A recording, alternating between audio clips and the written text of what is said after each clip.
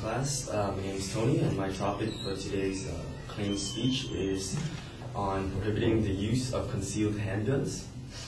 For my main claim is in regards about the right to carry concealed handguns in the U.S. And I would like to state that the government should abolish the right for citizens to carry concealed handguns. The reasons for this proposal are as follows. First, firearms in the hands of civilians poses as a threat to the public. Second, when a person has a weapon in their hands, it is impossible for the law enforcement to differ between who is a criminal and who is a victim. Third, the background checks are unable to successfully filter out suspicious characters and making them a huge threat to society by arming them with a firearm. To start out my supporting claim, I would like to begin with the point that a firearm so closely kept hidden on a person is potentially dangerous. Allowing untrained or undertrained persons to carry loaded hidden handguns in public puts people at risk of being killed or injured, intentionally or unintentionally.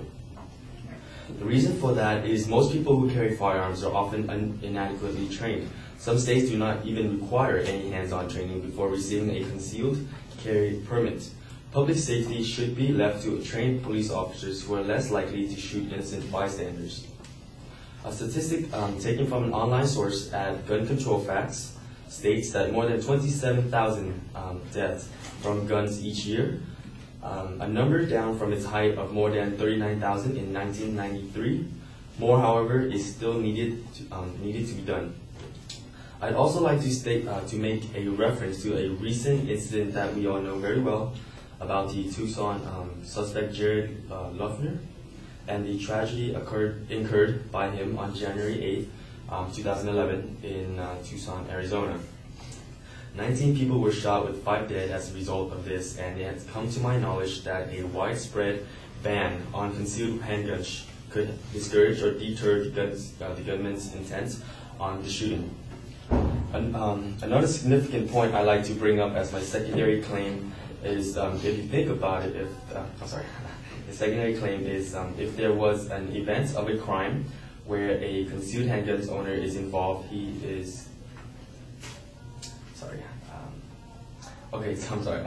you think about it, if there was an event of a crime where a concealed handgun owner is involved and he was using his weapon, as the police arrive on the scene, how would they know if you're only arming yourself only for self-defense? So the police wouldn't be able to identify who is the gunman and who is the person, is a criminal or not.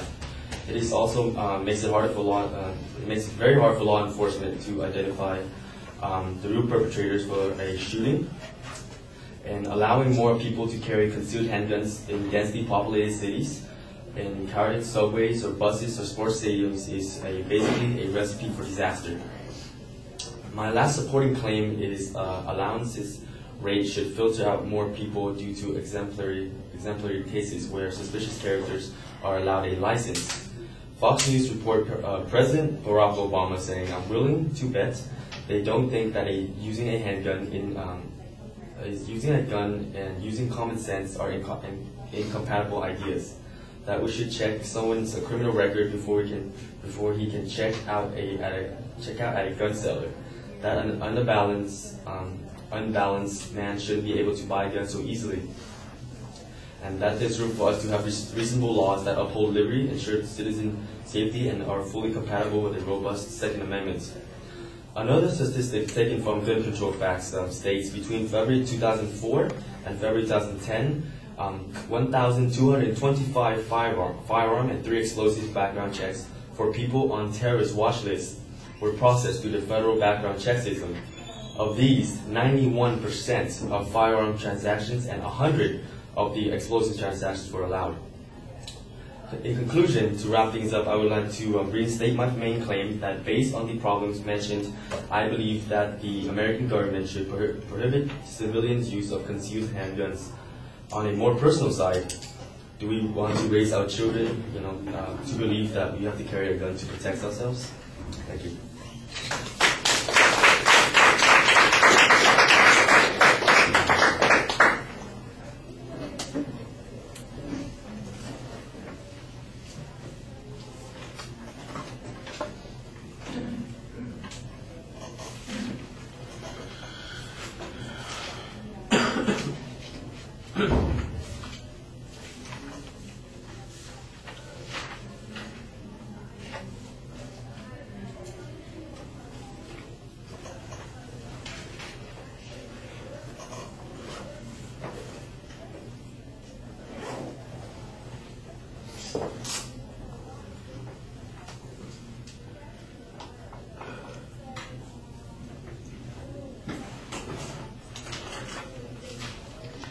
Right, you ID the topic area clearly. Your claim is stated, but it is a policy claim as it's been phrased, and so I think that you have a bit of a problem there.